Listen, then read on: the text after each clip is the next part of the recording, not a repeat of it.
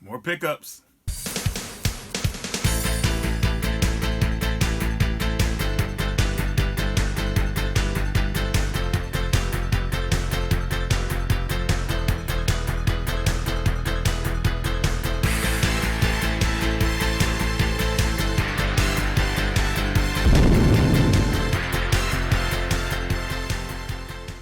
Hello everyone, welcome to another pickups video. Got a lot to show here, so I want to go ahead and get started. First game here is Robocop. Robocop is a game I've been looking for on the Xbox for a while, and I just kind of forgot about it, but I actually saw it on Amazon. Somebody was selling it for $10 with Amazon Prime shipping and everything, so I had this sent to me. And you know, I know that the game is made by Titus Games. You guys know them, or Titus, whatever people want to call them. They're known for the infamous Superman 64, but I don't know, man. I mean, still, I mean, they worked on this game for like 2 or 3 years, so you know, it's Robocop. This is the latest Robocop we've gotten, so I'll take it. I'm a big fan of Robocop movies. Even the third one, I liked it. You know, I was a kid back when I saw it, so I really enjoyed the jetpack, but I don't know if I would enjoy it the same now. So I'm just gonna remember how it was back when I was a kid and I have fond memories of it. But anyways, Robocop, let me know what you guys think of that one. Next one, this game is so impressive. If you're a fan of rail shooters, House of the Dead series, check out House of the Dead Overkill. This game has a big grindhouse feel to it, like from the old grindhouse movies. I just love the whole setup of the story with G and everything, and the other guy, I can't remember his name, but it's just a fun rail shooter, guys. And the game is not meant to be taken seriously, but it's great. So I think Sega always does a good job with their games to me. I mean, yeah, Sega just knows how to do it. So even though they lost the console wars, man, they definitely are winning the third-party wars, in my opinion. Next up, Crazy Taxi for the PSP.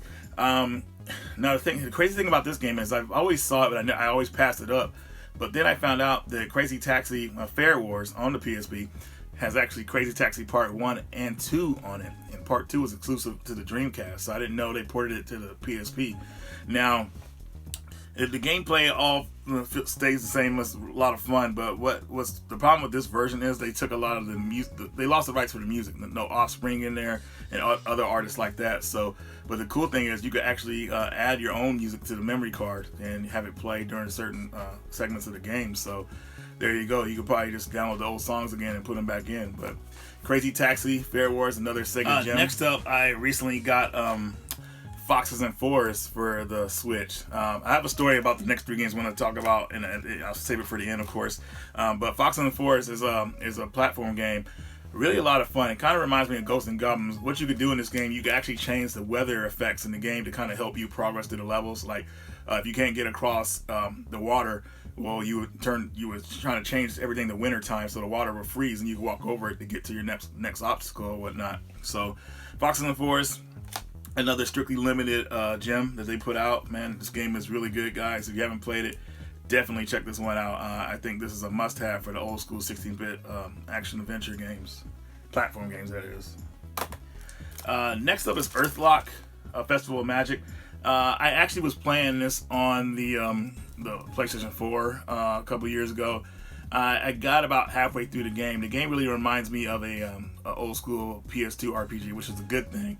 But I just kind of fell off from it. You know, it wasn't pulling me in, so I stopped playing it. But I think I'm going to start over and play the Switch version. And I think the Switch version is kind of upgraded, but I'll look into more detail about that. But this is one of the cool games from Super Rare Games. And last but not least, Dragon's Lair's Trilogy for the Switch. I'm a big Dragon's Lair. Well, I would say I'm more of a Space Ace guy, but I do like Dragon's Lair too.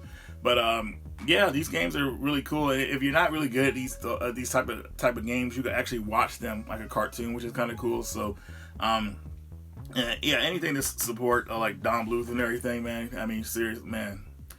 Dragon's Lair is awesome, guys. So definitely check it out. So what I wanted to tell you was that my buddy Fox was looking for Foxes and Forests for the Switch. I got it a while back, and he was looking for the game, so I sent him a copy so he would have one. And it turns out he found an extra copy for himself and everything, and ended up sending me these games. So Fox, man, thanks for hooking me up on these 3 Switch games, man. I really appreciate you, bro. You're always looking out for me. He's at my second to last duty station, Korea, and he's taking care of business down there. All right, next up is Centipede Infestation. Now, you probably was take a look at this game and say, what's going on here, Reg? Well, all I gotta do is say way forward, guys. Way forward worked in this game, and they turned this into a gem, at least in my opinion. So it plays like a top-down. It was pretty much take place like a top-down shooter, pretty much, and that's all there is to it. Add a little cool story to it, little story segments and everything. It is 2 players, but it was a pretty solid game, guys. So don't have much to say about it, but if you see it out there, I would say it's worthy of picking up. It only goes for $5. I picked it up for $5. So Centipede Infestation. If you see this, don't walk away from it. All right, so I got Snk Arcade Classics for the Wii. I picked this up, just by chance, and they actually planned on making more of these, but unfortunately, the Volume 1 didn't sell well. The reason it didn't sell well was because they didn't put that many good games on there. When you put these compilations out, man, you got to make them strong, and unfortunately, SNK didn't make the first volume strong, so it never caught on. They made a 0 version of Japan, but to me, that was even weaker games. You gotta. If you're gonna make a compilation, man, I mean, look at something like, I would say Title Legends or Title Legends 2. They went all out on those, man. So you got to do the same thing, SNK. But anyways, if you see this one, it's worthy of picking up because it has games like Shock Troopers is a good game. That's fun. Top Hunter is one of my favorites. That's a cool game on here. But I think some of the duds on here are like Fatal Fury. Art of Fighting. Seriously, if you're gonna have one of those games, you got to have the sequel to them because the sequel actually is a lot better, but they actually put those on here without the sequel, so it's just made this week. But other than that, though, I think it's decent. If you see it for $10, go ahead and pick it up. Found this for $3 at a GameStop. This is Bust a Move Bash. Now, pretty much Bust a Move games are universal. I mean, they're pretty much all the same, but I picked this one up. It was cheap. It's an 8-player, and I want to see if it's anything. They added some kind of cool mode to it or something like that. So,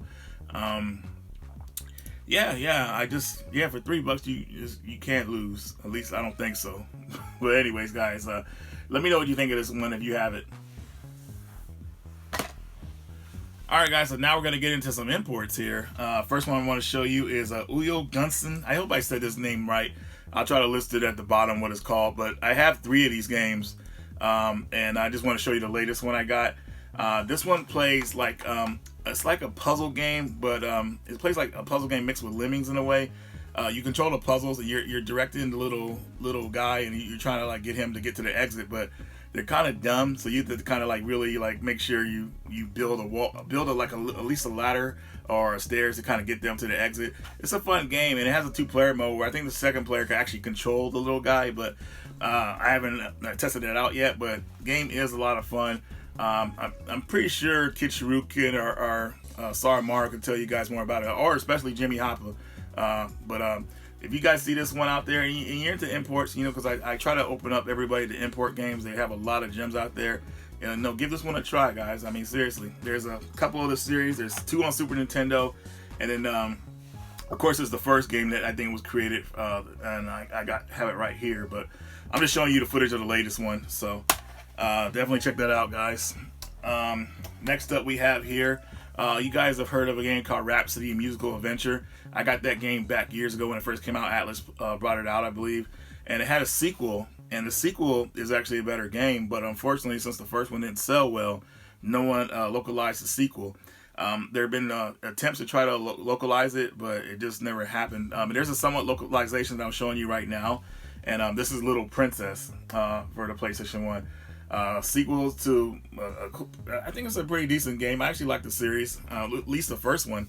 I always wanted to play this one because everyone says this was the one that's really good. And the first one's good too, but this one really picks it up and everything.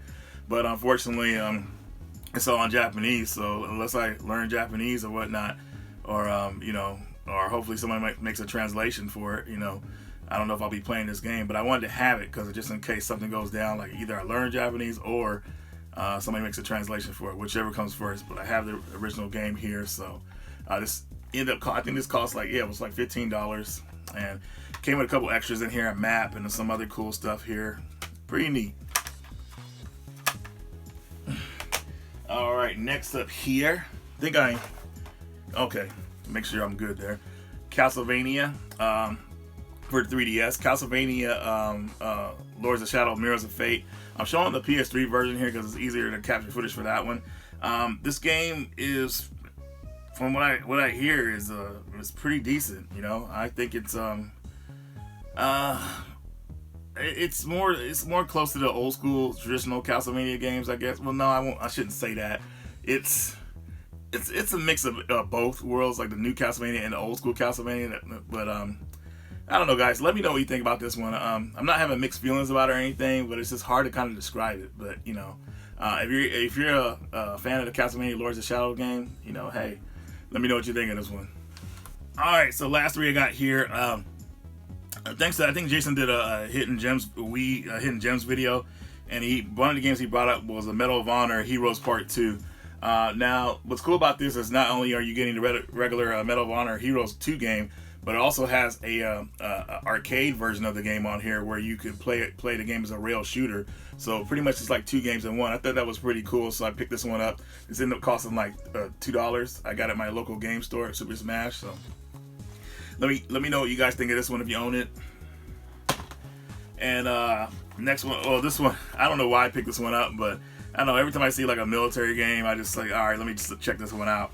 This is Marines Modern Urban Combat for the Wii. I don't know if this came out for PS2, but this is like one of those games that just kind of like, I don't know, it's a cool rail shooter. It's 4-player co-op, at least I think it is. Well, at least it's 2-player. It might be 4-player. I'm not really sure. It is 2-player. Sorry, I messed that up.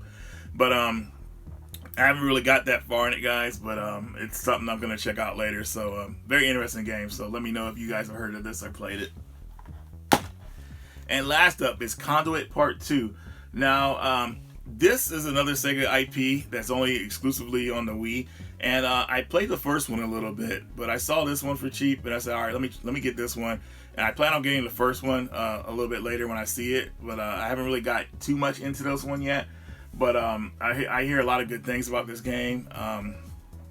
The Wii was a cool system for a lot of companies to experiment on, and I think the Conduit is no exception to that. So, yeah, if any of you guys have played this game, let me know what you think of it. Like I said, I'm gonna wait until I get the first one before I kind of like get into the series. I mean, I could play the second one and go back to the first one, but I don't know. I have done that before. I did it with Evil Within Part 2.